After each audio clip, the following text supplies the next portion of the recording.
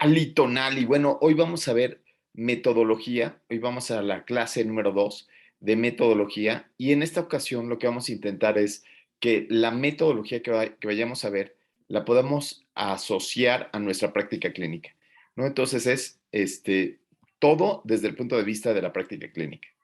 Y entonces hoy escogimos el equipo OME, ¿no? Que en náhuatl significa dos, y entonces este se compone de Suri, que no mandó su tarea, pero bueno, aquí está Suri, Dulce, Benigno y Carlos, y venga, ¿quién dice yo? Venga, Dulce. Que cualquiera de nosotros lo lea, doctor. Sí, si quieren los voy nombrando a todos para que se supone que todos lo leímos, ¿no? Entonces, y como lo que quiero es interpretar desde mi punto de vista clínico, pues entonces ahí vamos, ¿no? Entonces, Yo creo que Dulce ahorita está de guardia, doctor. Entonces me comentó que iba a estar un poquito difícil. ok, perfecto. Pero Roge, estás aquí, ¿no? Entonces, esto fue lo que quedamos de ver. Y entonces, ¿qué me podrías decir de la diferencia que existe entre la epidemiología clínica y la epi clásica, en tu práctica clínica, Roge? ¿No? Aquí está la diapositiva tal cual. Eh, sí.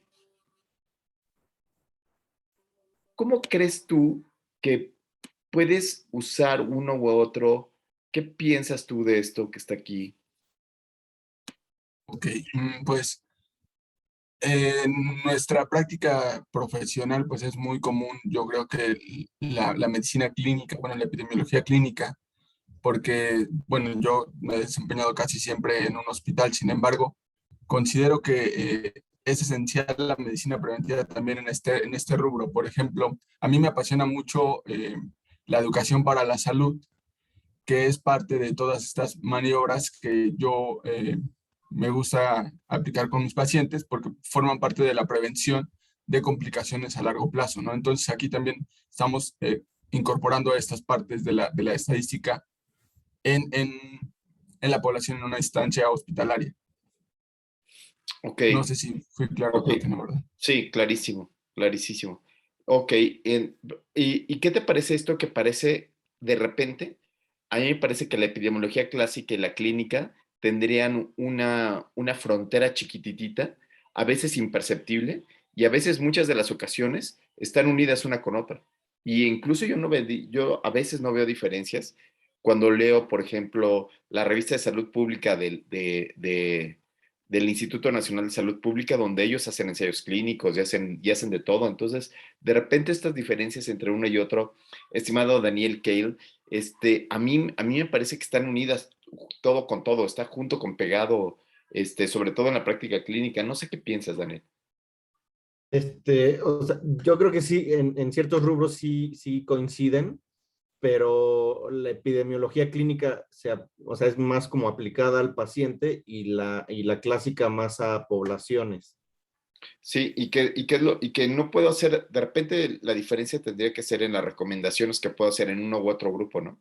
Entonces, por ejemplo, veíamos el efecto de la vacuna de COVID en niños, ¿no? Entonces, la vacuna de COVID en niños, en términos de epidemiología clásica, diría el riesgo-beneficio no está a favor de vacunar a los niños, ¿no? Hay más eventos adversos y la disminución de muertes es menor, ¿no? O sea,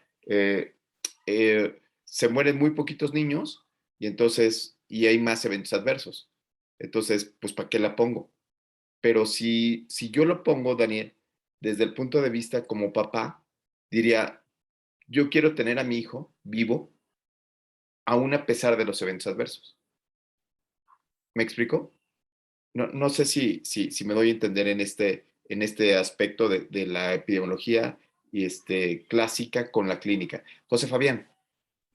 Sí, yo tengo digo, durante el ejercicio de la medicina, uno se da cuenta que a veces uno tiene que tomar decisiones globales en la población, que a veces le toca a los tomadores de decisiones, y otras veces uno está tomando decisiones desde la perspectiva del que tiene al paciente enfrente. Por ejemplo, los medicamentos de alto costo, sin hablar de alguno en particular, de alto costo. Cuando uno está con el paciente, uno a veces tiene que tomar la decisión de si a ese paciente se le va a recomendar no ese medicamento, Y cuando lo ve desde la perspectiva de la epidemiología clásica, a lo mejor esos medicamentos no valdrían la pena, considerando que hay otras estrategias de mayor impacto en la población y que serían más costo efectivas y de mayor permeación. Entonces, cuando uno está sentado en su consultorio con el paciente, va a intentar desde su punto de vista tratar de hacer todo por su paciente, pero cuando uno está sentado en la toma de decisiones viendo todo un global de una población, no tomaría la misma decisión. O sea, la misma persona no tomaría la misma decisión. Entonces, eso es como que un confrontamiento diario.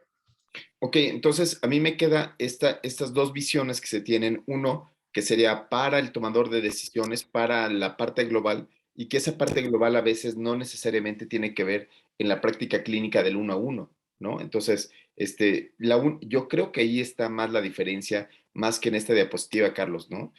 Más que estadística de población versus el paciente individual, yo creo que más bien tendría que ver más en esta visión. No sé, ¿tú qué piensas?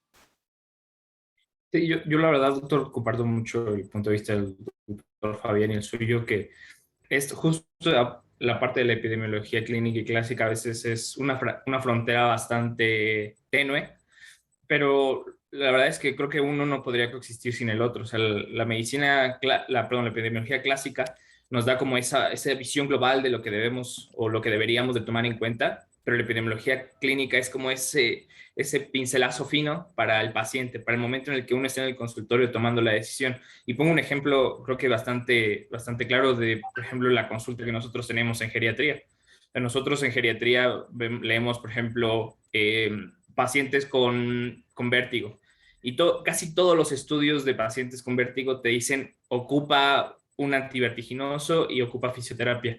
Pero si eso es en el ambiente global, pero si nos vamos a lo específico de los adultos mayores, específicamente al adulto mayor que está sentado enfrente de mí, que ya tiene antecedente de delirium, tiene problemas de deterioro cognitivo y aparte, sobre todo esto, tiene vértigo, pues darle el antivertiginoso pues lo predispone más a factores de riesgo. Y más si es de una posición socioeconómica que a veces los antivertiginosos también son bastante caros en algunos casos. Entonces, dejarle solamente el antivertiginoso a él de acuerdo a las recomendaciones clásicas, pues no es tan sencillo. O sea, uno se tiene que basar mucho en el contexto que tiene el paciente para hacer la recomendación.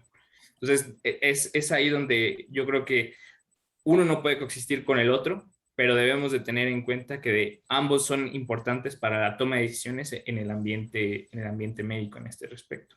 Sí, entonces nosotros, yo creo que esta parte de lo que estás diciendo, Carlos, es que nosotros como médicos, en realidad estamos tomando decisiones utilizando muchas cosas.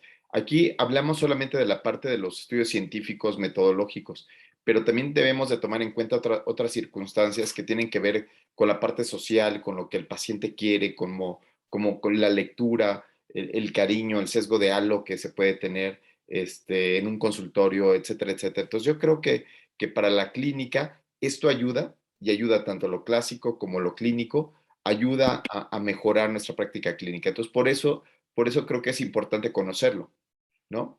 Y entonces, Nancy, pero ¿tú qué opinas sobre esta parte de lo de diseños de investigación? O sea, me gustaría saber qué es lo que conocías y conoces ahora, esta parte de los diseños de investigación que de repente puede ser muy confuso, que de repente puede ser utilizado más bien como un lenguaje exclusivo de los investigadores expertos, y en realidad nada más es como se recolecta la información, ¿no? O sea, nada más es así, son, son detalles. ¿Qué opinas tú, Nancy? Pues justo hace rato que mencionaban, ¿no? Que en la escuela, bueno, que ahora que estaban leyendo en la escuela los identificaban, pues no, o sea, nosotros en enfermería no, ni de chiste veíamos esto en la licenciatura. Entonces, pues yo conocí tal cual los diseños de investigación hasta hace apenas como, no sé, como 3 años, que fue cuando empecé a acercarme al doctor Talavera y que me empezó a dar como toda esta serie de artículos para leer y entonces ahí los empecé a conocer. Y justo yo le comentaba hace rato en la clase del doctor Talavera que, por ejemplo, con el transversal, o sea, yo solo pensaba, ¿no? Pues o es corte y la corte va para adelante y para atrás. Es casos y controles, tienes un enfermo y un sano. es transversal, lo ves una vez, ¿no? O sea, como que tenía nada más esa, pues sí, solo decía, es esto y ya, ¿no? Pero pues ahora conozco un poquito más de cosas como pues que tienen que ver con el seguimiento, que tienen que ver con la direccionalidad, que hay que identificar desde la maniobra, ¿no? Y una cosa que a mí me ha gustado mucho aprender con ustedes es el hecho de que uno no piensa primero en el diseño, porque yo creo que eso es muy común, ¿no? Que uno piense, ay, voy a hacer este estudio y lo voy a hacer una corte o voy a hacer un ensayo. Entonces uno piensa primero en el diseño y trata de que después ya trato de que mi idea, ajá, exacto, meterla en el diseño y eso a veces es muy complicado. Y me gusta que primero pensemos la idea, que la estructuremos y que después uno ya diga, ok, esta es la mejor manera de abordarlo, ¿no? Me gusta también esta parte de estar conscientes de que no tengo que hacer un solo diseño, ¿no? Como lo mencionaba Eduardo hace rato, pues pueden ser, no sé, un transversal, anidado, una corte. El tema es que yo elija la mejor manera de recolectar esos datos y de demostrar lo que estoy pensando que está pasando, ¿no? Entonces, como lo que pensaba antes y lo que puedo ver ahora. Y entonces, esto me llena de gusto porque lo primero que decimos es, no hay fronteras entre la epiclásica y la epiclínica, ¿no? Ese es el primer punto. Segundo punto, los diseños solo es cómo voy a solucionar el problema. Y lo verdaderamente importante es la pregunta de investigación, lo que tengo aquí, y eso lo puedo plasmar en el diseño arquitectónico. He visto muchos proyectos que dicen, objetivo, hacer una corte, objetivo, realizar un metaanálisis. O sea, que mi objetivo sea hacer una corte o hacer un ensayo clínico, sería como decir, me compré unos zapatos porque estaban padres. Oye, ¿y qué número eran? Ah, y no vi el número, ¿no? Y me quedaron chicos, o sea, entonces, más bien el objetivo tiene que ser contestarse una pregunta. Sí, estimadísima, ay, que levantó la mano por aquí, adelante. No. Justo iba a decir eso, que tenemos que tener muy en cuenta el objetivo de nuestro estudio. O sea, si vamos a describir o vamos a ver factores pronósticos o vamos a probar la efectividad de algo, eso tiene mucho que ver a la hora de decidir el diseño, porque cada uno tiene su objetivo diferente y se pueden traslapar, que es ahí donde entra la delgada línea entre definir si es uno u otro. Y creo que estábamos también muy casados con esa idea de o es blanco o es negro, pero creo que es importante también aprender a ser un poco flexibles y decir, bueno, puedo hacer ambas cosas, pero siempre definiendo bien cuál es mi objetivo. Sí, entonces, solamente los diseños solamente me ayudan un poquito, o sea, porque sí ayudan, ¿no? Ayudan un poquito a darle forma, a decir cuáles pueden ser los pasos, a decir, cuál sería lo óptimo para llevarlo a cabo. Pero, de nuevo, lo más importante es la pregunta de investigación. Lo más importante tiene que ser, ¿cómo resuelvo esta pregunta de investigación, no? Entonces, vámonos a la que sigue, a la diapo que sigue, y dice así. Entonces, tenemos una clasificación que nos hace enloquecer. O sea, y cuando escribimos este artículo, pues estaba padre, porque había que poner todo lo que los retractores del diseño arquitectónico hablaban, ¿no? Decían, no, es que el diseño arquitectónico de Feinstein, no, me gusta más el de los canadienses, ¿no? Entonces, los canadienses son cuadrados, cuadrados, cuadrados, ¿no? Un canadiense es cuadrado y dice ensayo clínico, o corte, o casos y controles, o encuesta.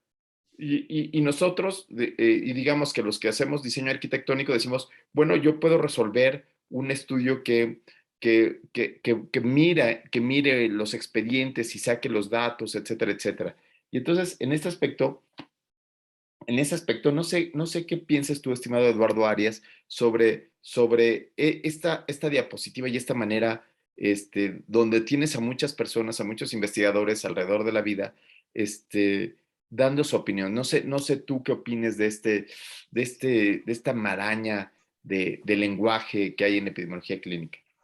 Sí, sí, mucho creo que son vicios que nos hacemos por no saber hacer investigación, es la verdad. O sea, no te enseñan nada de esto en la escuela de medicina, o son pocos las aproximaciones que puedes tener.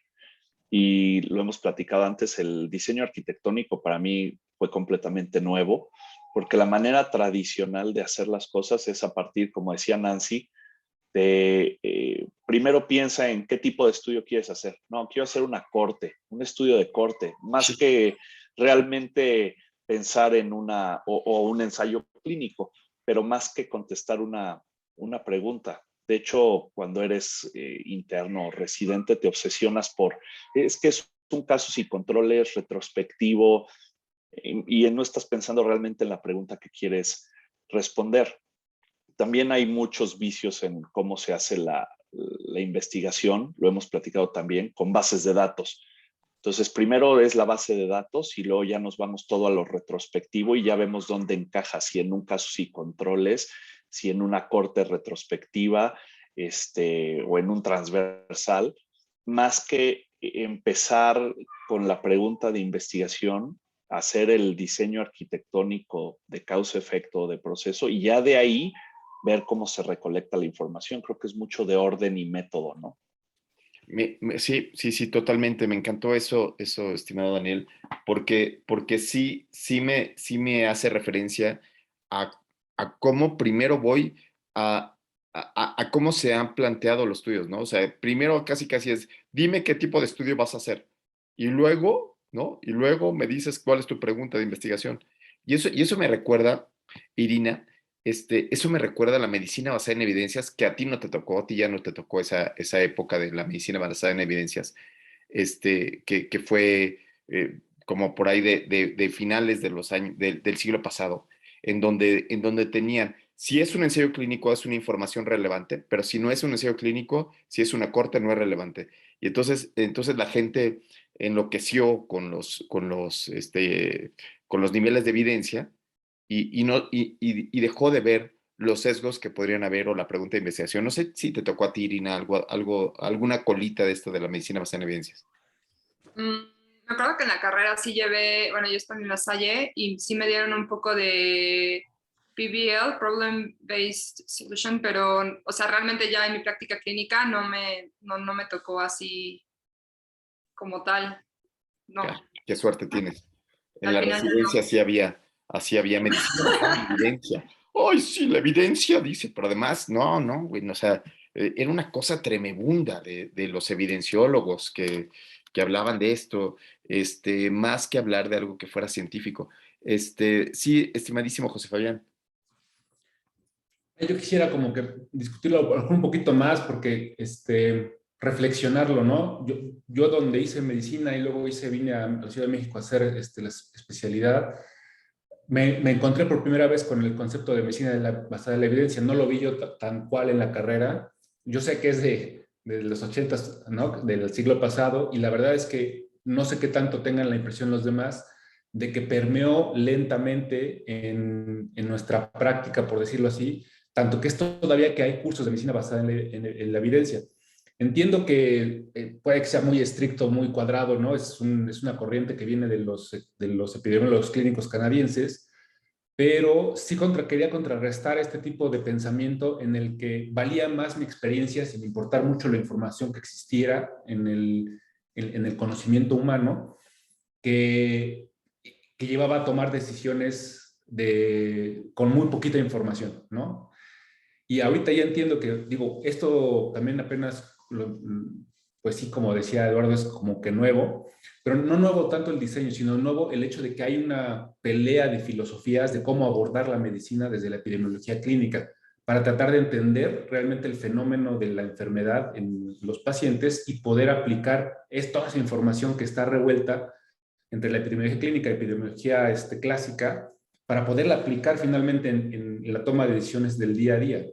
Entonces, yo siento que la medicina basada en la evidencia es como que permeó muy lento, pero pues, obviamente desde mi percepción, ¿no? Desde un solo punto de vista, y que todavía hoy en día tenemos colegas que ni siquiera eso consideran, ¿no? O sea, ni siquiera pueden tomar el mismo valor de la información que nace de un reporte de casos que de un estudio de casos y controles o que un estudio de corte, ¿no? Cuando evidentemente ni la calidad de la información, el número de la muestra, el grupo de la población. O sea, sí es importante reconocer las características de los estudios para poder ponderar ese peso, pero no es lo único, ¿no? No es lo único o tener solo que esperar a los ensayos clínicos para poder tomar una decisión. Sí, mira, el problema de la medicina basada en evidencia es que ellos hablaban de que la medicina basada en evidencia era mejor que utilizar la experiencia misma, ¿no? O sea, que utilizar en mi experiencia, nosotros hacemos, o en mi hospital hacemos así y asado, ¿no? Que era un pensamiento. Solo que ese pensamiento, Platón, desde Platón, ya se había dicho que los sentidos y que la experiencia no eran suficientes.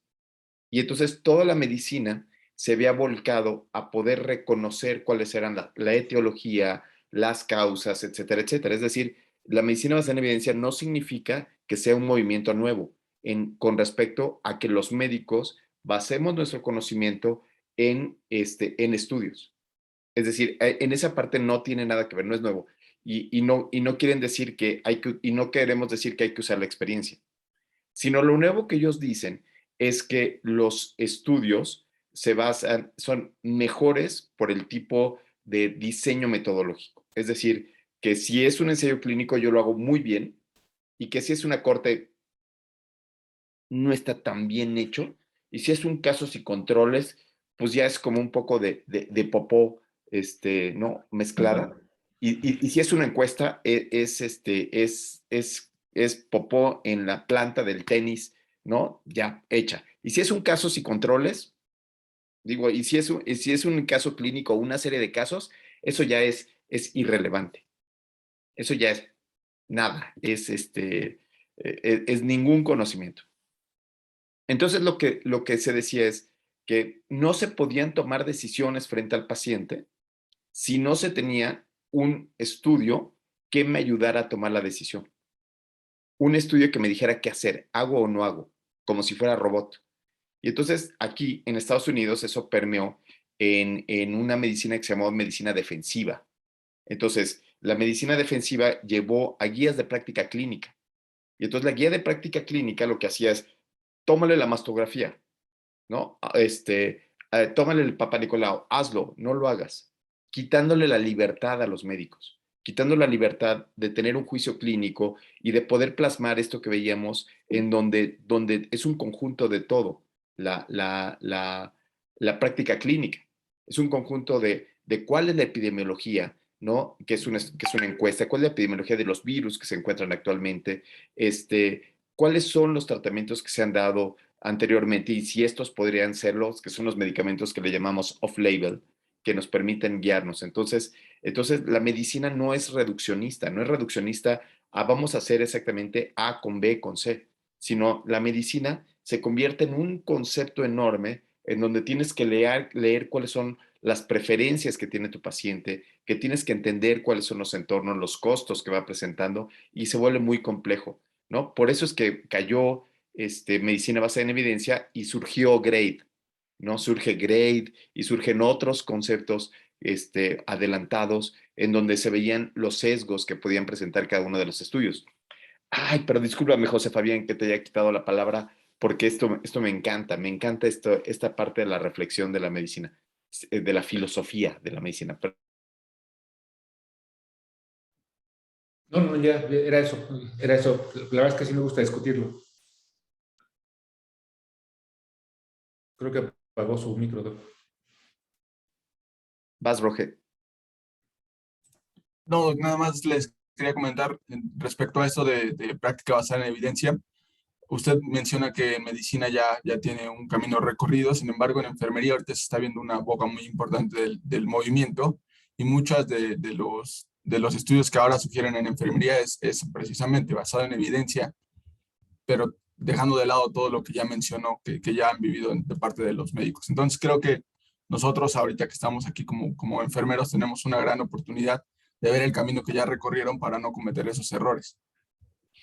Sí, totalmente, totalmente. Creo que aprendan de lo que nos pasó a nosotros, o sea, de lo que sucedió con las guías de práctica clínica, el boom de las guías de práctica clínica. Lalo Arias. Sí, doctor, y ya para complementando un poco de la medicina basada en la evidencia, o sea, yo tenía un maestro que cuando éramos residentes de cardiología y todo el mundo, cuando eres residente te pones a citar artículos, así como verborrea, ¿no? En el paper tal salió tal cosa, y nos decía que queríamos meter así al paciente al paper, ¿no? Y encuadrar al paciente al paper completamente cuando creo que las guías clínicas ayudan, aportan, pero creo que nada le gana al juicio clínico. Y para tener un buen juicio clínico tienes que leer mucho, tienes que tener un fundamento académico y estar leyendo artículos. Pero la decisión final tomas otros factores que estar metiendo al paciente específico en el paper para ganarle el 1% de la P, ¿no? Totalmente, totalmente. Y este es el asunto, Daniel, en donde decimos, no es que yo meta mi pregunta de investigación a un diseño metodológico, sino es cuál sería la mejor manera, con qué dinero puedo hacerlo, o sea, cuál es la manera más factible de resolver ese problema que estoy teniendo. Y entonces, en ese aspecto, ay, Suri no está, ¿verdad? Suri, ¿estás? ¿No? Suri no vino. No sabemos, se salió del grupo.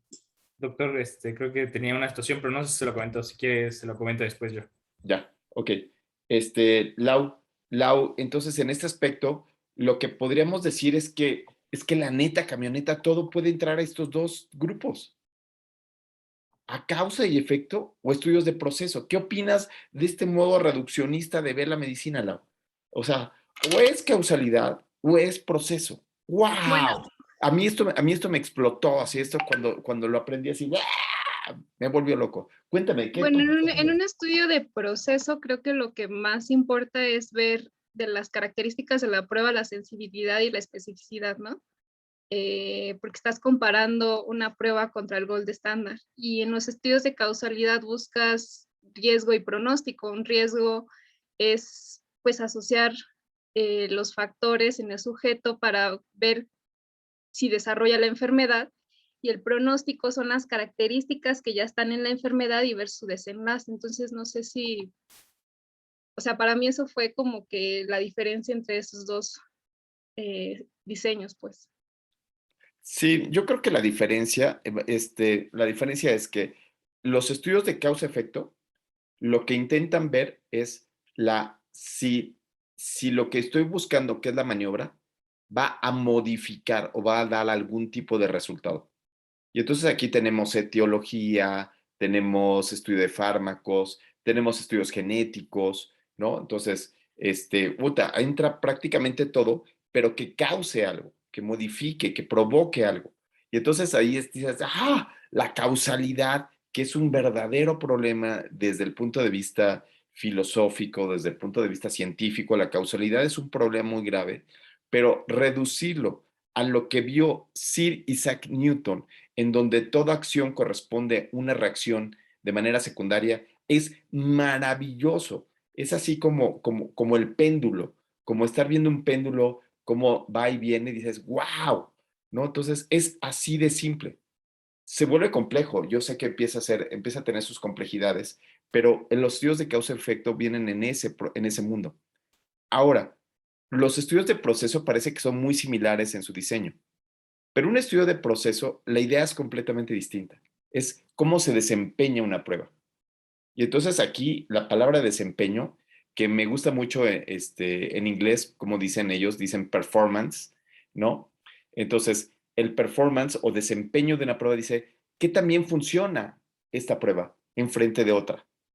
Y entonces cambia completamente. No es que una cosa cause a la otra, sino qué tanto se desempeña, qué tanto se parece una a la otra. Entonces es ahí como tengo esos dos tipos de estudio, estimada Lau.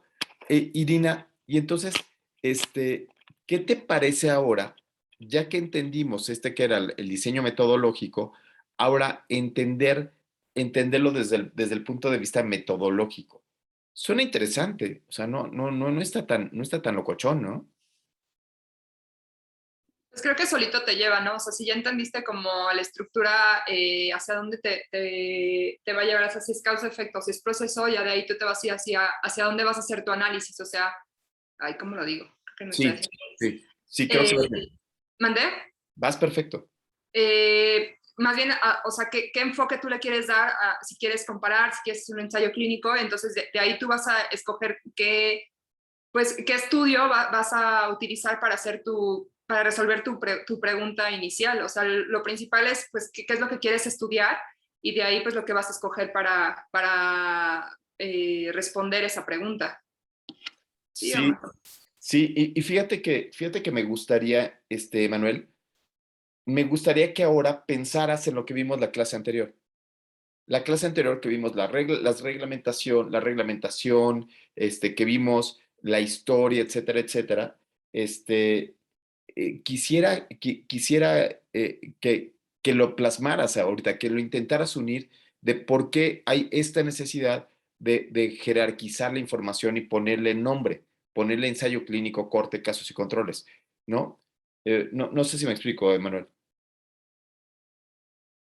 O sea, ¿por qué esto es una necesidad? Efraín, Yamarín, ¿estás por aquí? Sí. Perdón, hola. Es que no sé si se escucha, ¿verdad? Creo que no escuchaba. Ah, ok. Ya, perdón. Sí, Benigno. O sea, contextualizar, o sea, la duda es si que contextualice la parte de ética en la importancia de esto, de los ensayos.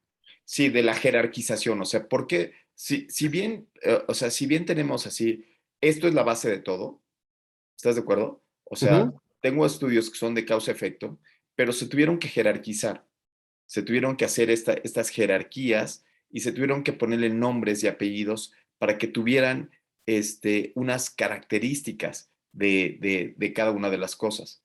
Y entonces yo lo que quisiera explorar es esto que vimos la clase anterior y ver cómo esto es una necesidad en realidad. Bueno, yo quiero entender, por ejemplo, que no puedes utilizar a lo mejor para demostrar un factor de riesgo, por ejemplo, tabaquismo, no puedes utilizar un ensayo clínico, o sea, porque no puedes exponerlos a unas personas a fumar y otras personas a no fumar, puesto que ya sabes que va a tener un desenlace malo. Entonces, en este caso, pues el contexto que vimos en la clase pasada de la ética y todo eso, pues no nos limitaría. Perdón. Ajá, espera, Benigno. Si ya sabes que va a tener un resultado malo, ¿para qué haces el estudio? Bueno, no, pero es que es bueno, no sabes realmente si va a ser un resultado malo, pero supones que el resultado puede ser deleterio. Okay, y no puedes exponerlo a algo que tú consideras que lo va a perjudicar. O no lo podrías exponer a propósito, no sería ético. Sí, ok, entonces cada una de las preguntas tiene que ser resuelta con un tipo de estudio. Pero a lo que quería ir, estimada Nancy, era fíjate cómo sí necesitamos ponerle nombre y apellido para tener reglas claras para poder llevar esos estudios a los humanos, Nancy. Sí, justo creo que es eso, ¿no? Que dentro de cada una de estas jerarquías o de estos diseños podemos tener muy claro como cuáles son los pasos que se van a seguir o qué es lo que implica la selección de la población, la aplicación de la maniobra.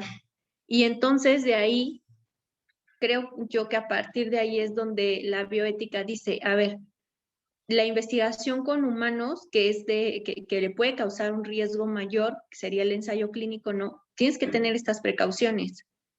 O sea, no puedes ir, como decía Benny, no puedes ir y exponerlos a lo que a ti se te ocurra. Entonces, yo ya sé que eso es si yo tengo un ensayo clínico, ¿no? Pero si mi maniobra es observacional, entonces los riesgos son menores porque es algo a lo que ellos ya están expuestos. Pero la bioética dice, pero tampoco te puedes hacer de la vista gorda y ver que las personas se están exponiendo y que tú estás viendo que les va a pasar algo y no haces nada, ¿no? Entonces, creo que esta parte de, lo voy a llamar, ¿no? De ser buenos humanos o buenos seres humanos y ser buenos investigadores tiene que tener hay un momento en el que se conjuntan, ¿no? Y que dices, no voy a dejar de hacer investigación porque no puedo frenar esta serie de aportaciones que debe de haber a la disciplina, pero tampoco me voy a pasar de listo con las personas. Entonces, es ser un buen investigador, respetar la metodología, hacer las aportaciones, pero cuidar siempre del paciente, que es básicamente lo que a las ciencias de la salud nos distinguen, ¿no? Que nosotros debemos de poner siempre por encima de todo el bienestar del paciente. Entonces, Lalo Arias. creo que es esto. Sí, gracias. Lalo Arias. Sí, a final de cuentas también es ir limpiando de sesgos. O sea, la investigación como se hacía antes, como vimos en la clase pasada, era basada en el investigador, inyectaban, pasaban soluciones, o sea, medicamentos, era muy sucia, digamos, en términos de sesgos y la evidencia, o sea, las conclusiones podían ser poco sólidas. Aquí el jerarquizar es dependiendo del tipo de ensayo, es la cantidad de sesgos o no que puede tener y la solidez que pueden tener las conclusiones. Y no como decía al principio, de que por el que sea una serie de casos lo va a tirar uno a la basura. Al final de cuentas, uno tiene posibilidad de hacer 20 casos de algo y eso que abra la puerta a que se hagan ensayos mucho más grandes en lugares donde tengan las posibilidades, ¿no? Pero ahí está la idea. El chiste es plasmar la idea que sea novedosa. Sí, entonces aquí el punto básico, Eduardo y Daniel, es no porque sea una corte, lo voy a hacer mal. No porque sea una corte, no voy a tener todos los mecanismos que haría en un ensayo clínico. No porque sea un casos y controles, no le voy a echar ganas. No porque sea una presentación de un caso, no voy a buscar que todo lo que está alrededor esté bien controlado. Es decir, no es eso, sino son otras características. Es otra pregunta de investigación. Entonces, sí, Daniel. Yo tengo una duda con esta clasificación de estudios de causalidad y estudios de proceso. Por ejemplo, luego hay estudios que muestran únicamente asociación de un factor de riesgo con un desenlace y no demuestran causalidad. En ese caso, ¿lo clasificaríamos como un estudio de todos modos de causalidad?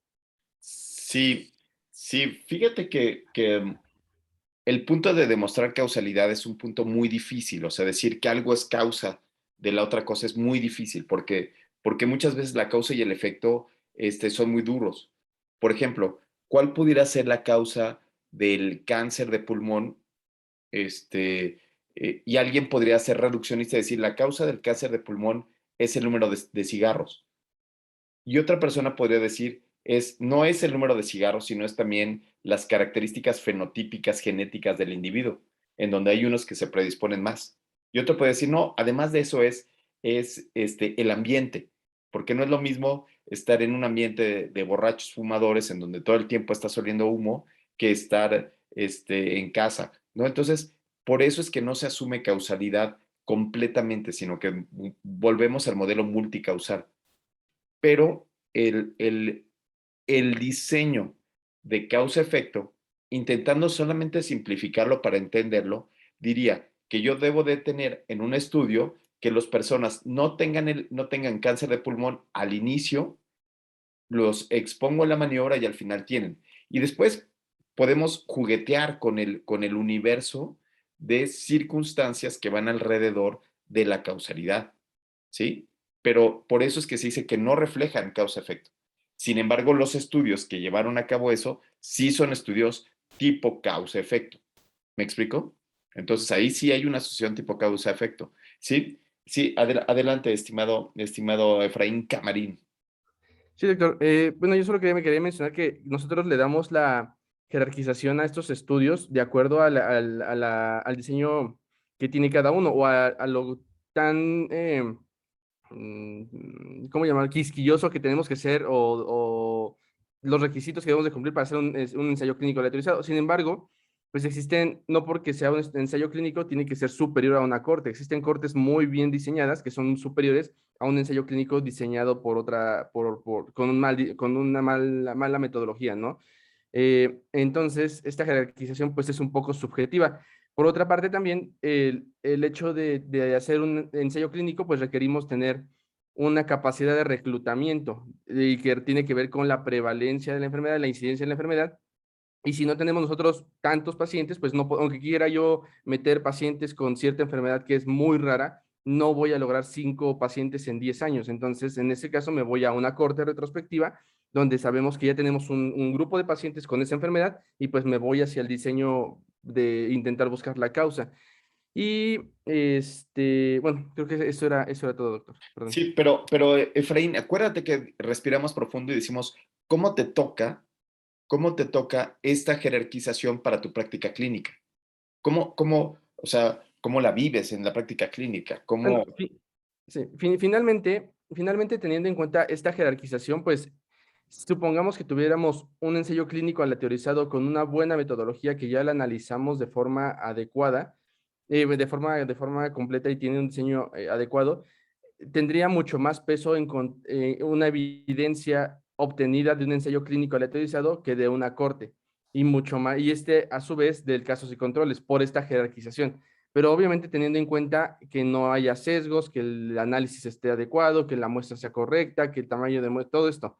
Entonces, supongamos que yo encuentro la misma evidencia. Tu experiencia clínica, cuéntanos lo que tú vives.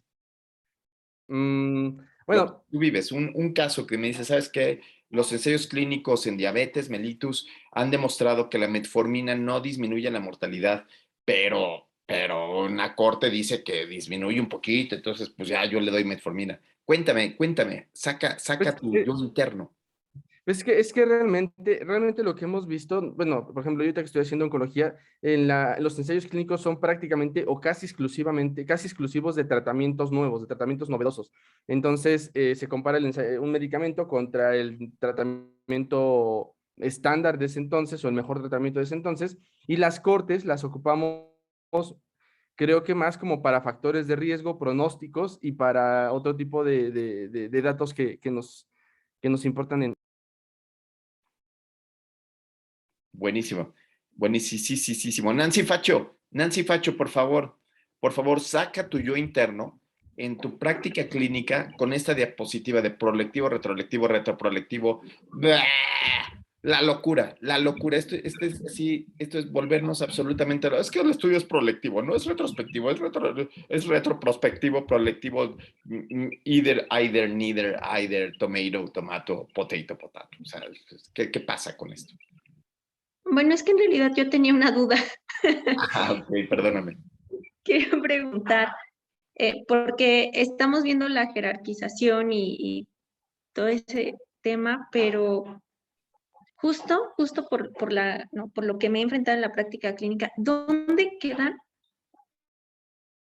los reportes de caso, o los que dicen ahí, ¿no? Reporte de caso, serie de casos, ¿no? Entonces, yo no entiendo muy bien, o sea, ¿dónde quedan? Porque no están, no los he leído como esta parte de metodología, ni tampoco qué es lo que sí deben de llevar o lo que no deben de llevar. En la clínica me he enfrentado a los pacientes, no sé si de buena o mala suerte, pero me tocan pacientes muy complejos con el estómago. Entonces hay cosas que yo observo en el paciente y ya me meto a buscar la literatura y no hay, ¿no? O sea, como el que les presenté al inicio el tema de usar los polvos para evitar el sangrado y eso, ¿no? Entonces como que no hay ahí una cosa que me diga justo esto, si a tu paciente le pasa tal cosa, puedes hacer esto, ¿no? Pero hay muchos reportes de caso. Entonces yo no sé qué tan confiable es y qué es lo que yo debería de cuidar cuando leo un reporte de caso. O sea, así como si yo leo un ensayo clínico, debo ver si hubo cegamiento, el tamaño de muestra, o sea, todas esas cosas que hemos visto, ¿qué debo ver en un reporte de caso o en una serie de casos? Y si esas son válidas o no son válidas. Absolutamente, los reportes de casos son la base de la medicina. Es la base, es el fundamento de la medicina y sí hay reglamentos, cosas que hay que poner cuando estoy poniendo la serie de casos. Si quieres, podríamos hacer una sesión de puras series de casos que está padrísima, porque ahí viene búsqueda de la información, viene por qué le dieron algún medicamento, etcétera, etcétera. Y sin duda es así súper importante. Pero aquí tengo más preguntas. Venga, estimado. Ay, hoy vienes con todo, Eduardo. Vienes con todo. Cuéntame, neither, either. Prospectivo, prospectivo, sí, cuéntame. En mi práctica clínica en el área específica de intervención coronaria, toda evidencia es útil porque como lo que hacemos es muy práctico y manual, no hay un ensayo clínico aleatorizado doble ciego que demuestre que avanzar una guía o inflar un balón o cómo resolver una complicación. Entonces, mucho de lo que hacemos también es estar viendo reportes de casos, cómo se resuelve una complicación, cómo se aborda una trifurcación, hay ensayos clínicos grandes, retroprospectivos, o hay casos y controles y cortes de cómo les va con cierto stent o cómo les va con cierto balón, pero mucho de lo que vamos resolviendo manualmente durante el procedimiento no tiene una evidencia 1A. O sea, incluso hay veces que inventamos cosas a la hora de estar haciendo el procedimiento que resultan y las terminas publicando porque son novedosas y va como reporte de caso y le ayuda a alguien más. Entonces, no para todo hay ensayos clínicos doble ciego aleatorizados. Y estamos ante este mundo en donde no podemos ser reduccionistas. Por eso es que fracasó la medicina basada en evidencias, porque se reducía a solamente hacer esta parte. Y ahora nosotros decimos yo tengo esta parte que es el juicio clínico, tengo la gestalt, que significa que otras personas lo hicieron y yo también lo puedo hacer. Entonces se vuelve muy interesante. Carlos Gustavo Boiso. Sí, la verdad es que, bueno, yo creo que aplicando justo esta diapositiva que está ahorita en la pantalla a la práctica clínica que yo veo, la verdad es que nosotros en geriatría, si bien son pocos los estudios que se tienen y actualmente están saliendo mucho, por ejemplo, ahorita un estudio prolectivo que me viene a la mente fue un estudio en el que se agarró a los pacientes geriátricos con lo de la pandemia. Se agarró a los pacientes geriátricos que habían estado solos y se les siguió a lo largo del tiempo para ver cuál era su nivel de dependencia funcional. Y se vio que cuando ellos los fueron siguiendo, los pacientes que se sentían más solos eran los que más tenían esos sentimientos, ese aumento en la dependencia funcional asociado a esos sentimientos de tristeza que tenían. Eso era un estudio prolectivo bastante.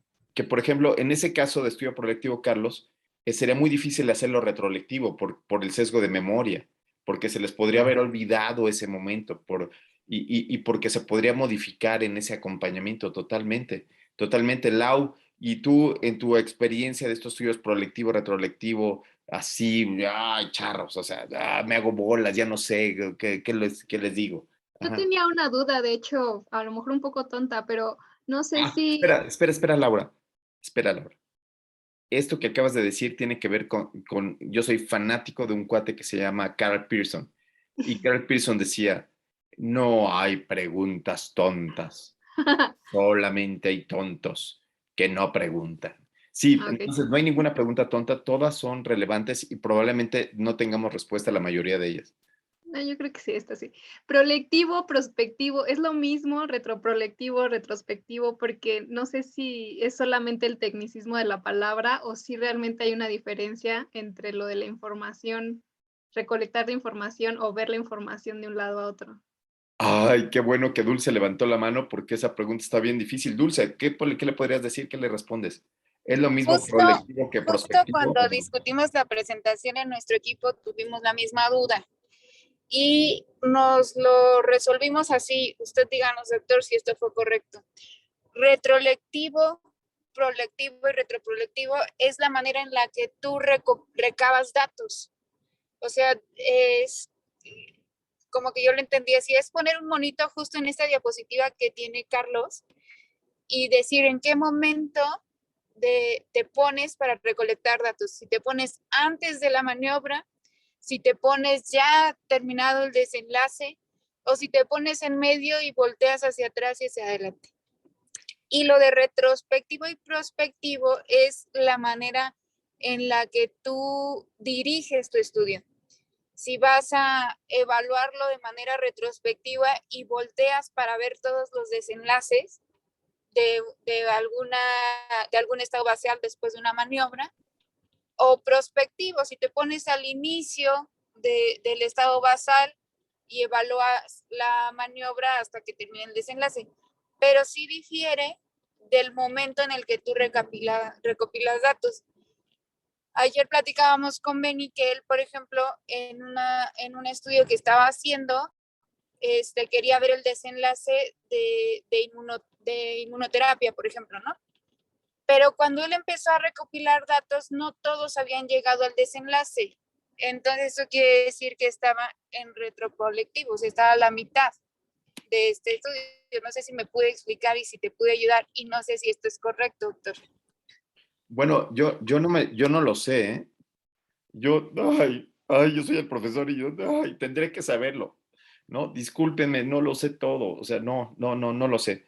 O sea, a fuerzas un estudio prolectivo es prospectivo o no, no. Exacto, eso es a mí lo que me cuesta trabajo, o sea, porque para mí todos los estudios que son prospectivos y prolectivos significa que yo voy a agarrar aquí al paciente y yo voy a agarrar aquí a este señor que está aquí, justo como lo dijo Carlos, o sea, el viejito, lo agarro en este momento y en tiempo real voy a seguir a este viejito todos los días hasta que llegue al desenlace.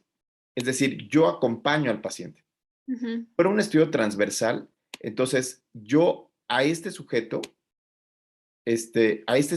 yo le voy a preguntar, y si quizás mi factor de riesgo tiene que ver con algo que le pasó en el pasado, es decir, aquí yo le estoy preguntando a este sujeto, ¿no? Y le estoy preguntando algo que le pasó en el pasado, entonces para mí esto es un estudio en donde yo quiero conocer el factor detonante de manera retrospectiva.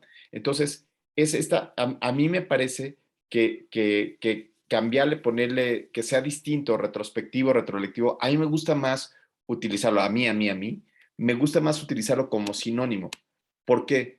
Porque si yo voy a seguir al paciente, si yo estoy haciendo el seguimiento del paciente en vivo, en tiempo real, a esto le puedo llamar yo prolectivo, ¿no? Si yo sigo a este paciente en tiempo real, es prolectivo y eso me da una calidad de la evidencia superior, ¿no? ¿Por qué? Porque no tengo sesgo de memoria, porque no estoy teniendo, porque la recolección es exactamente igual en todos los pacientes, ¿no? Como lo es en un ensayo clínico, en donde a todos los pacientes le pido exactamente lo mismo. Y entonces, para mí, todas las ocasiones que yo lo hago en tiempo real en un paciente, en un protocolo, eso es prolectivo.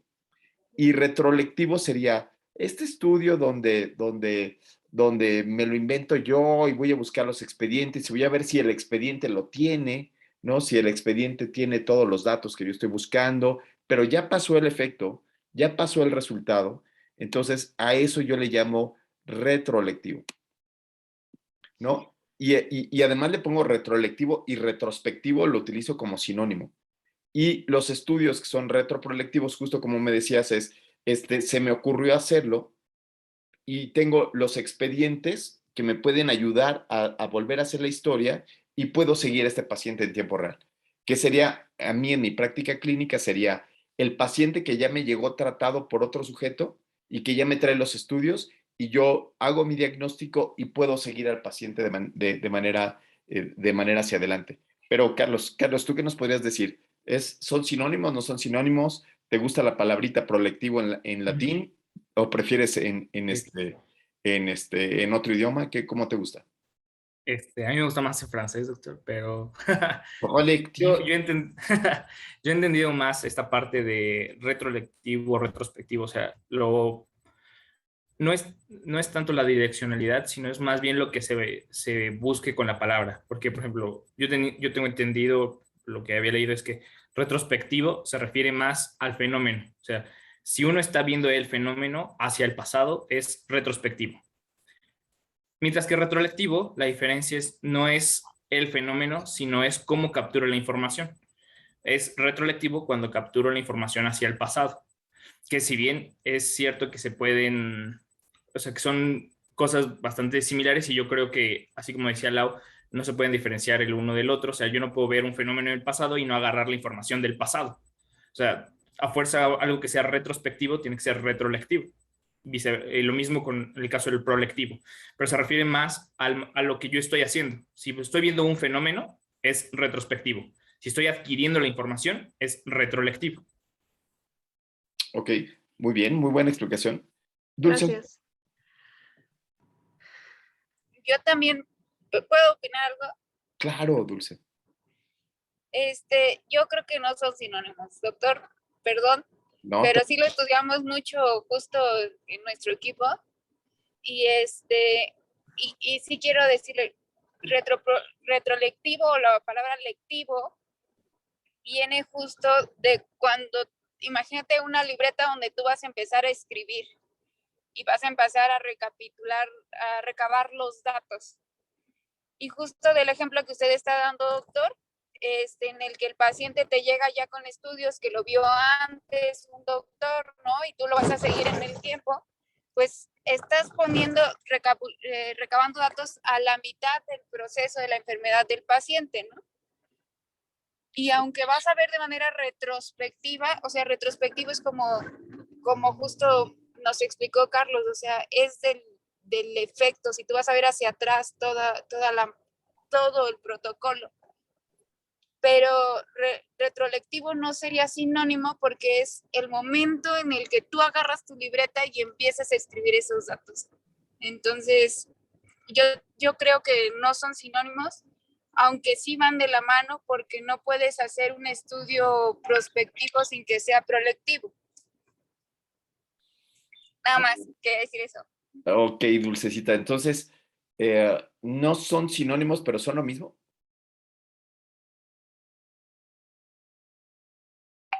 Ay, Son paralelos. ¿cuál sería la diferencia con el otro? O sea, no son lo mismo. Ok, no son lo mismo. No, no son lo mismo. No son lo mismo, pero, No son... pero para efectos reales sí son lo mismo. O sea, son paralelos. Es que, bueno, yo siento que yo tengo problemas en mi cabeza por eso, justo, porque para mí tienen que quedar muy claras las cosas para que yo las pueda, y no sé, como para que las pueda creer, ¿no? Sí. Entonces, prospectivo, me pongo a ver los pacientes hacia el futuro. Prolectivo, me pongo a escribir lo que veo de sus pacientes. Ya, o sea, son paralelos, pero no es lo mismo. Ok, entonces vamos a pensar en un estudio. Entonces, en un estudio, si yo voy a hacer un ensayo clínico y yo selecciono, yo selecciono a los pacientes a partir de un protocolo, ¿qué sería? ¿Prospectivo o prolectivo? Si yo selecciono en mi estudio es prospectivo. Es prospectivo. Y si empiezo a recabar datos, no sería prolectivo. No, y si empiezo a recabar datos, también es prolectivo. O sea, solamente es que lo que explicaban en los artículos era que la direccionalidad, esto de prolectivo era la manera en la que, el tiempo en el que tú recababas los datos.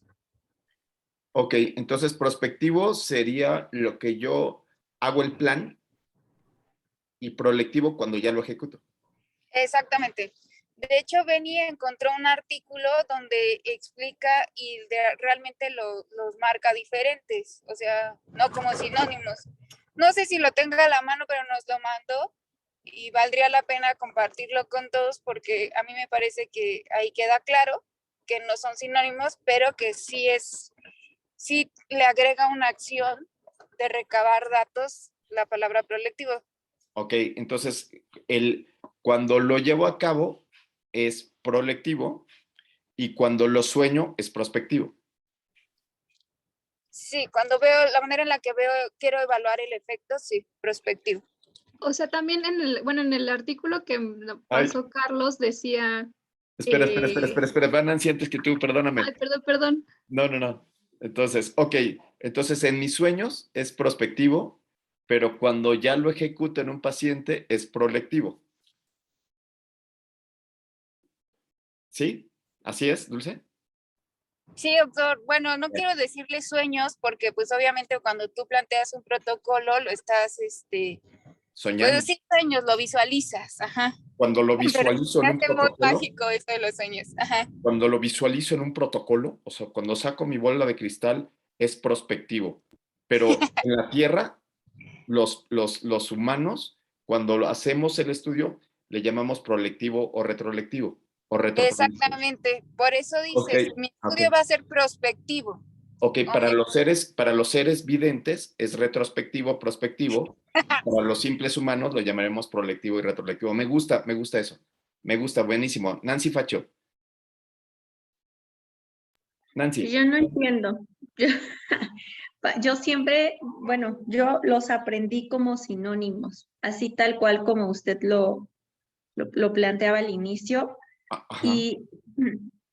y como direccionalidad de la información, porque lo que están planteando ahora es, no sé, o sea, yo no logro aterrizarlo porque yo digo, pues si es el momento en el que yo voy a empezar a escribir, pues siempre va a ser prospectivo, porque yo no puedo No, escribir hacia atrás. siempre, cuando tú lo vas a empezar a escribir que ya pasó el ensayo clínico, entonces sería retrospectivo, porque ya pasó el ensayo clínico.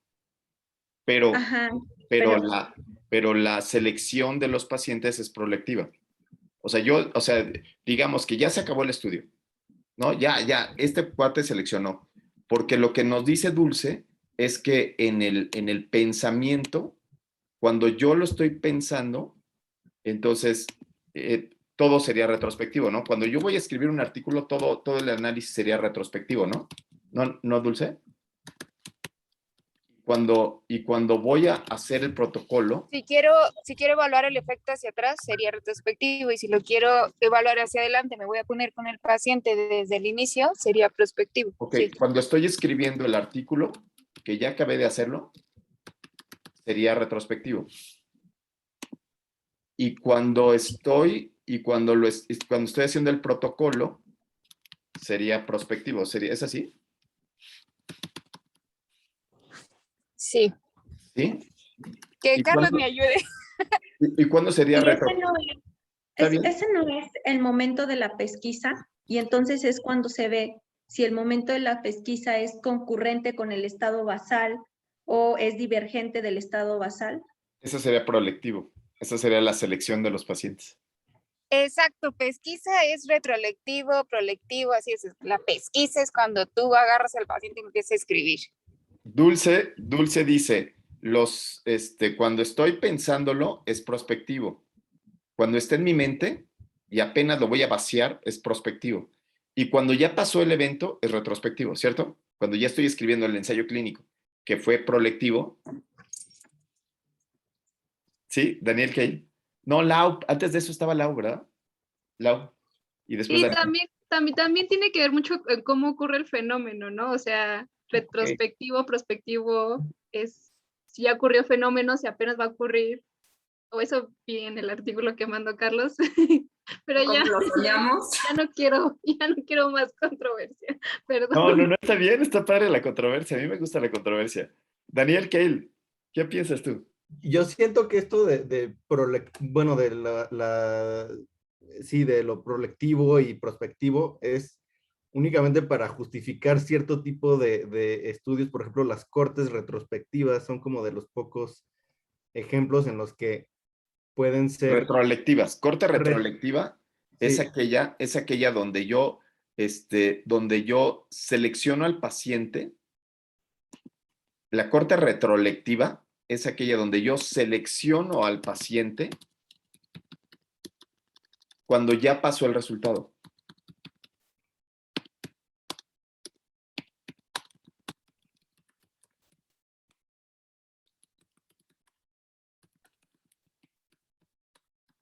¿Sí? Entonces, ya pasó el resultado y me voy hacia atrás a ver qué fue lo que pasó.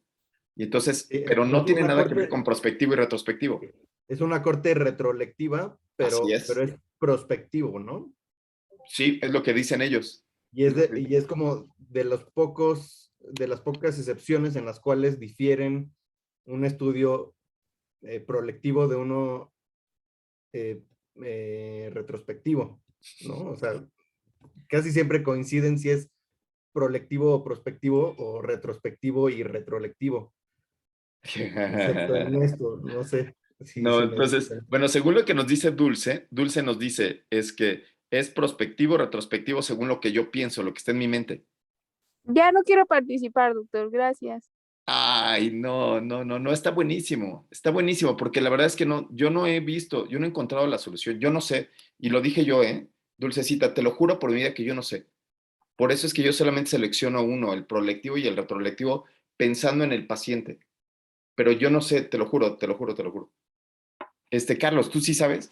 ¿O qué piensas tú? Yo creo que está difícil. No, más bien de saber, yo creo, o sea, por lo que he entendido que se ha interpretado en uno de los artículos que les mandé, es justo eso, o sea, lo parte retrospectivo o prospectivo se refiere al fenómeno, o sea, es lo que estamos viendo. Mientras que lo retrolectivo, prolectivo se refiere a cómo obtenemos la información, la direccionalidad de la información. Uno se refiere al fenómeno y otro se refiere a la captura de la información. Pero por eso, como que al principio lo comentaba, yo creo que no pueden ir separados porque cuando uno va retrospectivo, también va retrolectivo, porque estás viendo el fenómeno hacia atrás y estás adquiriendo la información, estás capturando esa información al final, mientras que en un prospectivo lo ves hacia enfrente, lo vas hacia el futuro y también vas adquiriendo esa información en el futuro. Por eso menciono que no son palabras que se refieren a fenómenos, a cosas que estamos obteniendo, pero van siempre de la mano y entiendo el punto que decía Dulce, que son paralelos. Un prospectivo siempre va a ser prolectivo y un retrospectivo siempre va a ser retrolectivo. Dulce, no, yo no, me declaro que no sé, Dulcecita. Dulce, llevo años en esto y ¿qué crees que yo llevo años en esto y ¿qué crees que no le entiendo nada? O sea, Dulce, de veras, de veras, de veras, de veras, de veritas.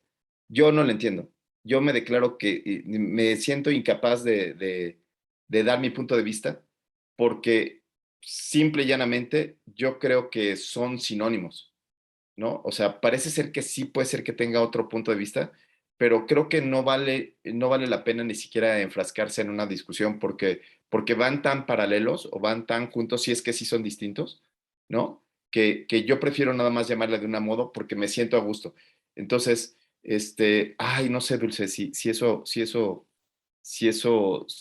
sé que no soluciona. No soluciona nada. Discúlpame, Dulce.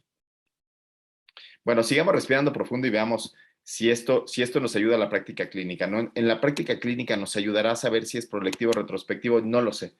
Entonces, pero bueno, sigamos adelante. Entonces, Vicky está de guardia, ¿verdad? Entonces subimos otra vez con Roge. Roge, ¿qué onda? Ahora sí, ya, nos quedamos solamente con la palabra prolectivo y ahora sí, las características de un ensayo clínico. ¡Ay, sí estás, Vicky! Vicky, gracias. Vicky, venga. Características de un ensayo clínico aleatorizado.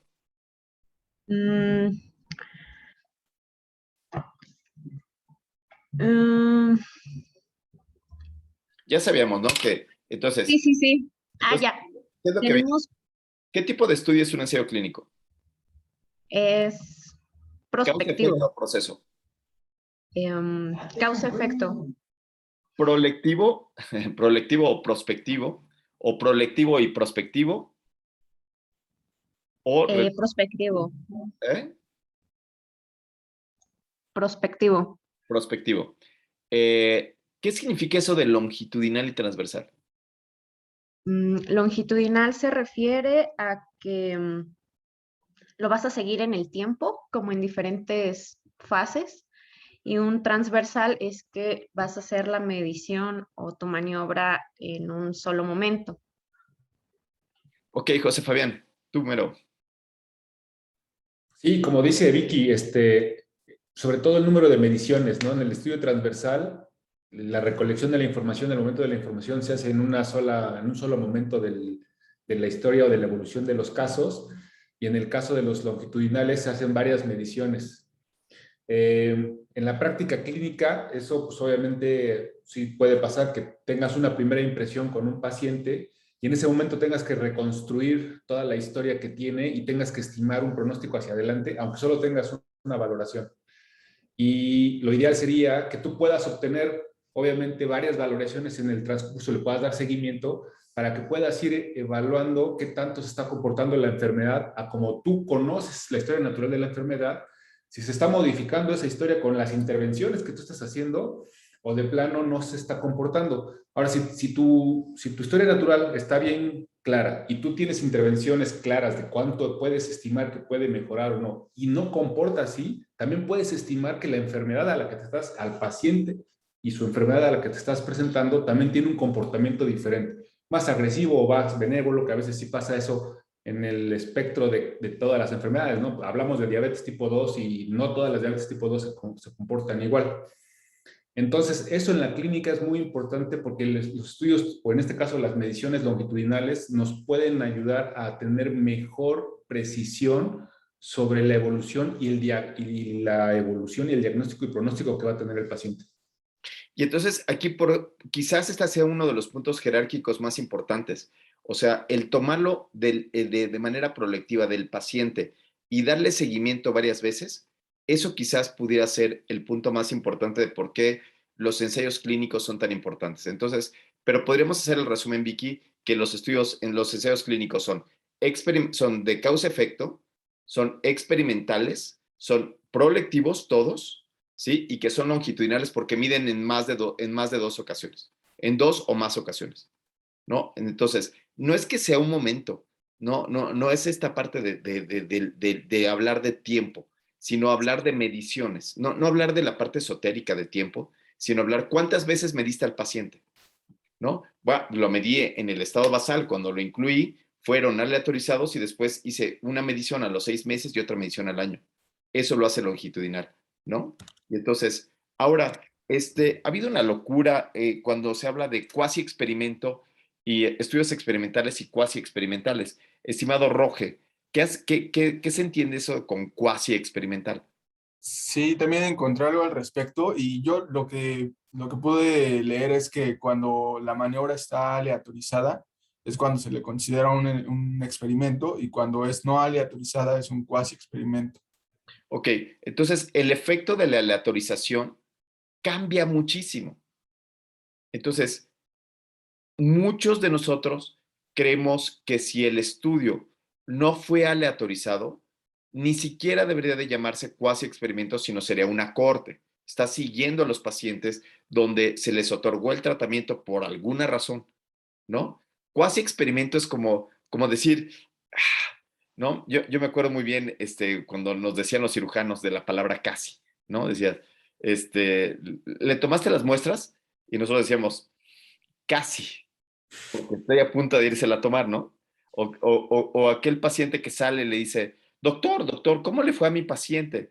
Dice, bueno, pues sangró poco, ¿no? Sangró poco, no tuvimos complicaciones y se salvó casi se salva, ¿no? Entonces, ¿qué es eso de cuasi experimento? No manchen, ¿no? O sea, cuasi experimento de repente podría ser unas ganas de ser como una especie entre corte en una cohorte donde le doy seguimiento a unos pacientes a los cuales se les dio un tratamiento, pero también se parece a un experimento, pero no está cegado.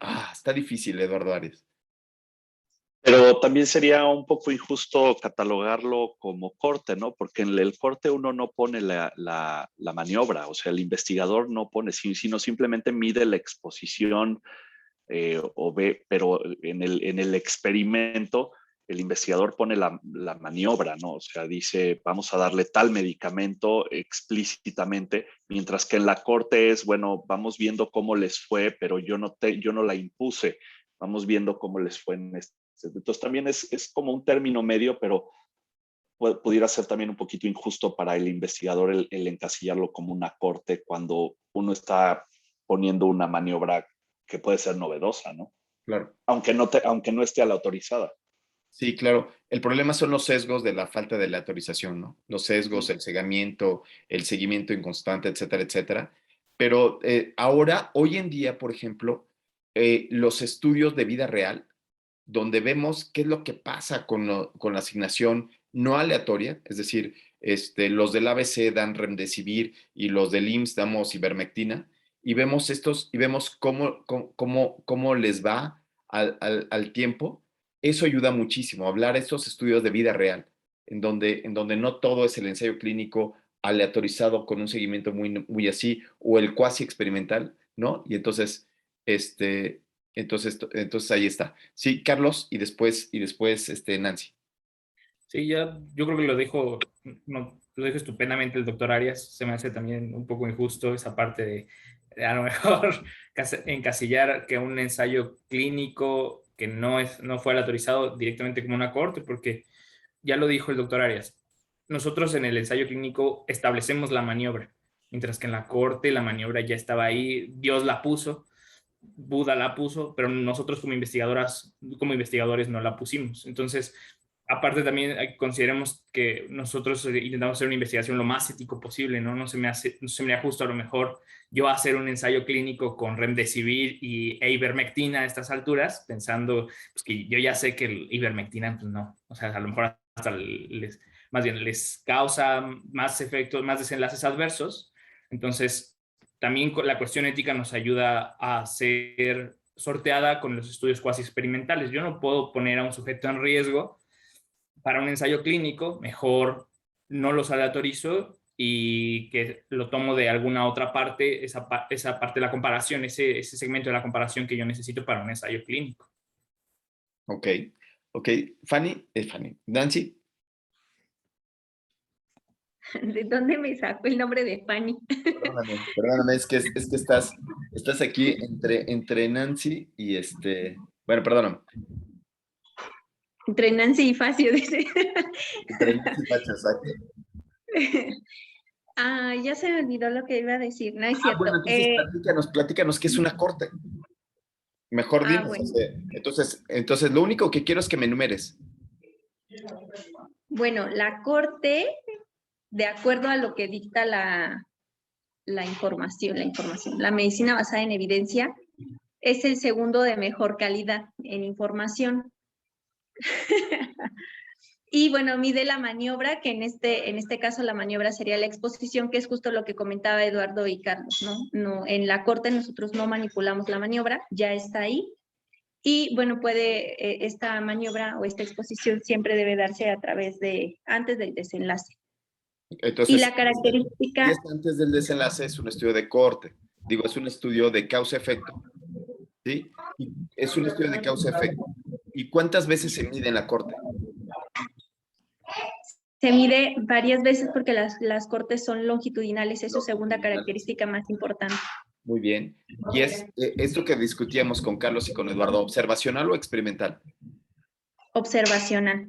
Porque Buda, Yahvé, Quetzalcóatl, Huitzilopochtli le dio el tratamiento, ¿no? O sea, porque ellos fueron los que decidieron la maniobra y ya nosotros lo único que vamos a hacer es ver qué les pasa. El investigador lo único que hace es ver qué les pasa. Ok. Y entonces, finalmente diríamos que es analítico. Oigan, y les hago una pregunta. En un ensayo clínico aleatorizado, triple ciego, la acción del investigador nada más es ver. Tucu, tucu, tucu. Sería observación. Pero él decide qué les da. ¿Cómo? Pero él decide qué cosa les da. O sea, no es como que los pacientes vayan a... No, Nancy. Cuando se aleatoriza, no se decide. Se aleatoriza por una computadora. Es alguien más quien decide. Bueno, o sea, sí, pero no es algo a lo que el paciente esté expuesto de manera natural. Sí, y cuando vas al médico no va a que le den algo natural. Cuando tú le pones tus polvos, no es algo natural. Eso no lo convierte. Ese es el punto básico que nos estaba diciendo Dulce hace ratito. Dulce dice, una cuestión es lo que yo pienso, lo que estoy pensando para el estudio, y eso es quizás lo que lo haga experimental, ¿sí? Y otra cosa es la ejecución. Cuando el doctor Feinstein platica y dice por qué es tan importante el estado basal, maniobra y desenlace, y por qué el llamar estas jerarquías como tal no es tan útil, es cuando discuten esto, dice, entonces el investigador no ve, ¿verdad? No lo está observando en la vida real. No es que lo haya pensado, ojo, no es el protocolo, no es lo que está pensando. sino que un ensayo clínico, el mejor ensayo clínico es aquel que se comporta como un estudio observacional, donde el investigador no sesga, no mete la mano y sesga el estudio. Ese es el mejor ensayo clínico. Y entonces, como nos dijo Dulce, el punto básico es en la concepción o la diferencia que pudiéramos llegar a tener entre un estudio de corte y un ensayo clínico es en el concepto de si la maniobra es experimental porque yo se la doy o es una corte. O si es una corte porque él mismo se dio el paciente mismo se dio el resultado. Carlos. Sí, bueno, yo sí, a lo mejor, esa parte que usted dice de cómo Feinstein tiene esa concepción de causa-efecto, sin embargo, es cierto que a lo mejor el mejor ensayo clínico es aquel donde parece que el investigador solamente está observando, pero estoy de acuerdo con lo que decía Nancy.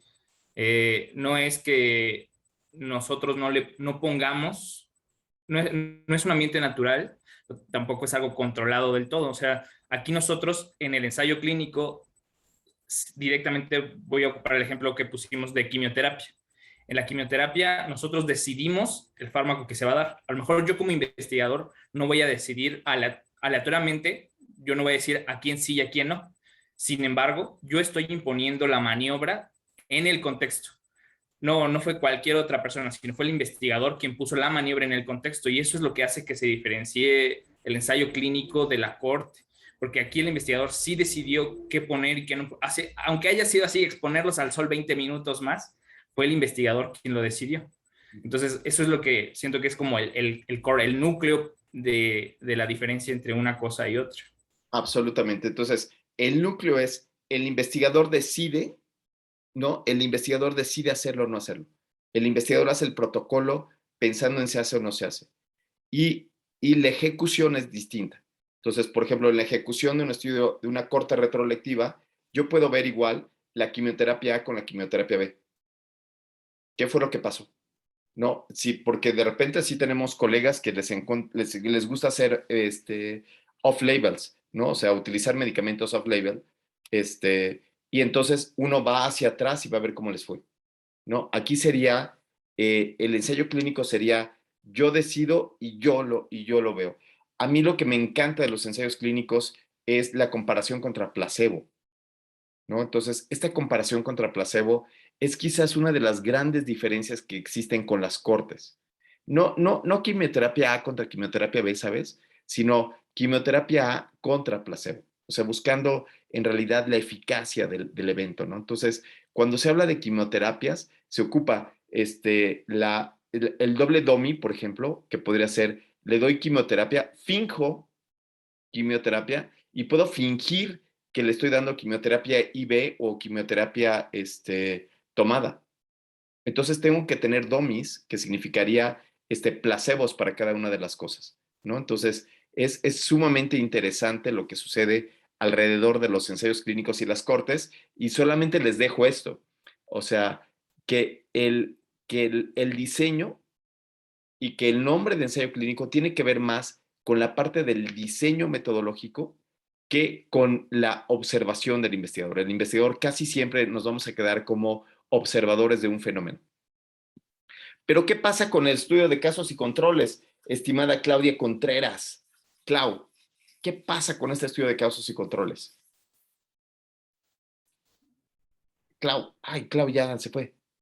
Está de guardia. Está de guardia. Eduardo Arias, cuéntame, ¿qué pasa con este estudio de casos y controles? Pues igual es, bueno, es causa-efecto. Está catalogado como el más complejo de realizar por el sesgo que puede haber en los controles, en la selección de los controles.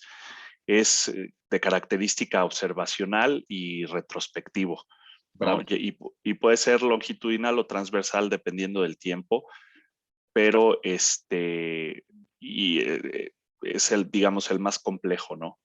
Y el que puede estar sujeto a mayor número de sesgos. Se le ha llamado el clásico estudio de caos y controles, ¿no? Porque, híjole, encontrar el paciente que se le parezca tendría que ser prácticamente una corte. Entonces, el doctor Feinstein le llama a este tipo de estudios TROCORT, ¿no? Que sería una corte retrolectiva, porque yo tendría que tener Ahora, ¿qué opinas de esta manera como lo pusieron, como lo puso el equipo OME? ¿Qué opinas tú? ¿Es así el estudio de casos y controles? ¿Este sería el esquema del estudio de casos y controles? No, de hecho, habría que poner primero los casos, o sea, por ejemplo, pacientes con cáncer de pulmón y el otro pacientes sin cáncer de pulmón, y de ahí determinar en cada grupo la exposición al factor de riesgo. Entonces podría ser... ¿Cuál sería la exposición en este caso? Tabaquismo. Ok. Entonces, pacientes con cáncer de pulmón, que son los casos, con tabaquismo y sin tabaquismo, y pacientes con... Aquí tengo con cáncer, y acá y abajo sin cáncer. Ajá. Y de ahí se van a derivar les hago una encuesta y les pregunto, oiga, ¿y usted fumaba? Y entonces exacto. Los que tienen cáncer van a tener dos resultados, o sea... Sí, tabaquismo positivo, tabaquismo negativo. Sí. Y finalmente, el punto final es la causa probable, ¿no? O sea, determinar la causa probable y llegar a la conclusión de que el tabaquismo es una causa probable de cáncer de pulmón. Así es. Entonces, no es que aquí vayan los casos y controles, no es que en la maniobra cambie, sino que aquí en la maniobra, aquí va el tabaquismo, ¿sí? Tabaquismo positivo, acá abajo va tabaquismo negativo, y el resultado es cáncer o no cáncer, ¿sí? Entonces, lo que se dice es que el diseño es exactamente el mismo. O sea, el diseño de un estudio de casos y controles, de una corte, de un ensayo clínico es el mismo. Y ese diseño le llamamos que es el diseño de causalidad. ¿Sí? ¿Sí? ¿Sí, sí? Entonces, no cambia. Solamente cambia cómo elijo a los pacientes, cómo diseño el estudio, pero todo lo demás no cambia. ¿Sale? Muy bien. Dulcecita, los estudios transversales. ¿Qué opinas? ¿Cómo son los estudios? Pues estos en la jerarquización que ya vimos que no es tan bueno dejarlo por restar información, pero sí quedan al último nivel en cuanto a metodología. Un ejemplo claro son los censos que se hacen por parte del INEGI, que es la encuesta, y la característica principal es que las vamos a realizar solo en una vez en el tiempo. Que sería transversal, porque nada más mido una sola vez al sujeto. Sí. Y nos sirve como para evaluar prevalencia. Ok. Esos estudios evalúan la prevalencia de la enfermedad. Cuando hago una mezcla de uno con otro son ORs, ¿no? Saco odds radios o razón de momios. Muy bien, puedo hacer estas inferencias. Pero, por ejemplo, en el diseño, ¿cómo sería? O sea, el diseño de causalidad es exactamente igual, ¿no? En el diseño de causalidad tendría una pregunta de investigación en donde tendría un estado basal, una maniobra y un desenlace, solo que ahora todo lo pregunto en el mismo momento, ¿sí? Entonces, por ejemplo, resolvamos el problema de tabaquismo con un estudio de transversal. ¿Cómo lo harían? ¿Cómo harían para saber si el cáncer se relaciona con tabaquismo en un estudio transversal? Sí, Carlos. Pues, sí, perdón, no, sí. Dale, Dulce, si quieres, dale. Por ejemplo, hacer una entrevista a los pacientes que estén yendo a quimioterapia y preguntarles en ese momento si ellos si fumaron o no. De hecho, este es un tema de por qué no están, de por qué están en la última línea en esta jerarquización, porque justo cuando preguntas puede ser que los pacientes te digan que no fuman. Claro, sesgo de memoria. Exactamente, y ya no tienen puede que en ese momento no fumen, pero eso no quiere decir que no hayan fumado, ¿no? Así es. Pero y, sí, por ejemplo, hay un montón de sesgos. Por ejemplo, hay otro sesgo que se llama faking good, que es fingiendo bondad, y es que si vienen y digo, hola, buenos días, vengo representando a las mujeres a favor de que no les peguen a los niños. ¿Usted le pega a su hijo? No, nunca en la vida le he pegado, ¿no? O la otra que dice, vengo representando a la educación de letra con sangre. ¿A usted le he dado? Bueno, sí, yo le he dado 1 o 2 veces, ¿no? Entonces, estas encuestas lo que quiere decir es que todo lo voy a medir, el estado basal lo voy a medir al mismo tiempo, la maniobra la mido exactamente al mismo tiempo y el desenlace lo mido exactamente al mismo tiempo. Entonces, cuando lo mido todo al mismo tiempo, no quiere decir que esta persona que fuma no le haya dado cáncer, no le vaya a dar cáncer, sino que en ese momento no le dio, ¿sí? Entonces, por eso es que de repente puede ser tan difícil, ¿sí? Sí, aquí tengo manos levantadas, manos levantadas. ¿Quién dijo yo primero? Carlos. No, yo la verdad es que iba a contestar el ejemplo, pero creo que lo contestó muy bien Dulce. O sea, todo deberíamos haberlo puesto, sí, en el modelo arquitectónico y dentro de todo el óvalo, o sea, donde todo lo estemos midiendo en una sola ocasión. Así es. En el artículo que escribimos, cada uno de estos, ahorita ustedes nada más leyeron uno solo de los artículos, pero cada uno de estos tiene, bueno, cálmense 3. Escribimos veintitantos, Nancy, escribimos veintitantos artículos y nada más leyeron 3. ¿Qué opinas, Nancy? Vicky, ¿qué opinas? Pero de diseño, doctor. O sea, ¿qué opinas, bueno, Vicky? 4 constando el de Feinstein. O sea... Todos son complementarios. Bueno, entonces todos van dentro de un mismo modelo, ¿sí? Beni, todos van dentro de un mismo modelo que es el modelo de causa-efecto y se pueden resumir con esta última diapositiva, ¿no? Con esta diapositiva en donde bueno, sí, o sea, ayuda muchísimo. Yo creo que este cuadro ayuda muchísimo a poner lugares. Benigno, venga. Iba a hacer una pregunta, Doc, sobre... Estábamos viendo hace ratito la tesis de Daniel Cale, entonces quería retomar ese aspecto porque me quedó un poquito la duda. Porque, por ejemplo, él va a buscar como, por lo que más o menos entiendo, como si la prevalencia de una bacteria, un parásito, perdón, cambia con respecto a si estamos en una temporada de lluvia o no. Ese estudio es un estudio transversal porque lo estás haciendo como en un año, si cambia de uno a otro, o es una corte, aunque no esté siguiendo a los mismos pacientes. Es que no entiendo. Wow. A ver, primero me tendrías que decir la prevalencia, ¿qué tipo de estudios son? Beni. ¿La prevalencia? ¿Sí? Sería un transversal. Una encuesta. Entonces, las encuestas ayudan muchísimo porque yo puedo hacer una encuesta que sea en la época de invierno. Yo puedo hacer la encuesta en Sanud 2016. ¿Sí? Y puedo comparar esa encuesta con los mismos diseños, puedo comparar esa misma encuesta que ya pasó con en Sanud 2019 y decir, la obesidad ha incrementado. ¿Sí? Ok. Entonces, lo que Eduardo Arias está proponiendo es que va a ser un estudio transversal en la época de invierno. Punto. Se acaba. Y va a ser otro estudio transversal o va a ser otra medición en verano. Punto. Okay. Y entonces va a comparar el estudio de verano con el estudio de invierno. ¿Sí? Entonces, va a comparar si la prevalencia de la enfermedad es igual o es distinta en uno y otro momento. Son 2 prevalencias. No quiere decir que va a seguir a los mismos pacientes, que sería una corte.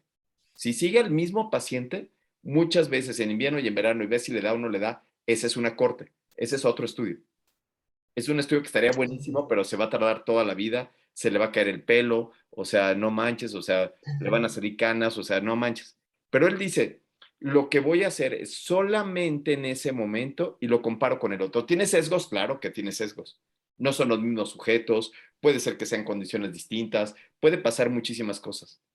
Pero lo que te da es un panorama para poder decir si con esa encuesta puede ser que haya diferencias o no. Si le sale que no, entonces ya nadie en su sano juicio haría más cosas. Diría, bueno, pues ya no hubo nada, tiene muchos sesgos, pero está bien difícil, olvídate la pregunta. Pero si le sale que sí, Entonces va a ser algo muy interesante y va a decir, bueno, pues entonces con esto vale la pena hacer una corte, un estudio más grande para poder tener más jerarquía y más evidencia para poder llevar a cabo cosas distintas, ¿sí? Ok, gracias. Sí, sí. No sé si eso ayude en algo. Sí, sí, sí. Sí. Gracias, doctor. Entonces, otra vez, no hay estudios únicos. No es que vaya yo a encajonar mi pregunta de investigación a un tipo de zapato, ¿no? O sea, no es que quiero hacer una corte, no, tengo que solucionarlo y tendré que buscar la manera de solucionarlo. Un ejemplo son los metaanálisis. Ya está solucionada la pregunta porque ya hay estudios que dicen que sí, y hay otros estudios que dicen que no. Ahora tendría que contrastarlos en un metaanálisis, en una revisión sistemática. ¿Por qué? Porque eso es a lo que tengo, ¿sale? Entonces, el chiste no es casarse con el chiste no es casarse con el tipo de estudio, sino el chiste es intentar responder la pregunta de investigación que tengo.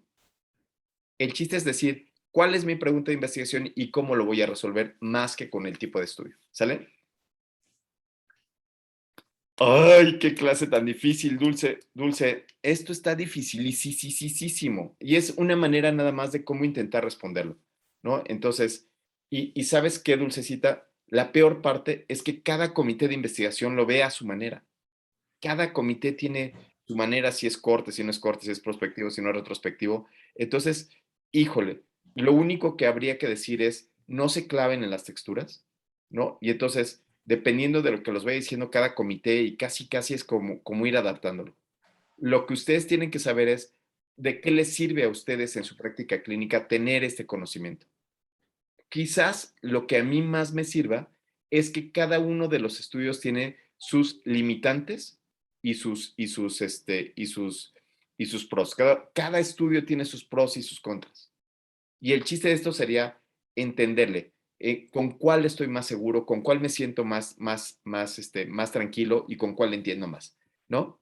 ¿Sí? De acuerdo, doctor, gracias. Entonces, espero que les haya gustado la clase, ¿no? De verdad, de verdad. El chiste de estas clases es que le saquemos más jugo a nuestra práctica clínica, a que lo encontremos más divertido, a que podamos no clavarnos tanto en las texturas, o sea, no ser tan clavados, sino saber que hay muchas cosas, hay muchas cuestiones que solamente son clasificaciones, ¿no? Que solamente son clasificaciones y que el método científico solo es uno. El método científico solo es uno. Y entonces, en ese método científico yo tendría que decir qué fue lo que hice en cada uno de los puntos. No porque sea un ensayo clínico el protocolo es mayor que si es un casos y controles. Todos deben de ser exactamente igual de fuertes, igual de dedicados, ¿no? Todos tienen que tener la misma dedicación unos con otros. Y ya son las 10:22, amigos, y vámonos porque pues hay que seguir pasando visita y hay que seguir haciendo cosas. No manchen, hay que ir a ver a los pacientes. Esto está divertido, mira, ¿no? Eduardo dice, hay que ir a cobrar porque si no, Ir a facturar. hay que ir a facturar, hay que ir a ver a los seguros, ¿no? Si no. José Fabián, Lalo, Laura, gracias. Saludos. Dulcecita, gracias por todo. Muy bien, Dulce. Gran discusión. Nos vemos.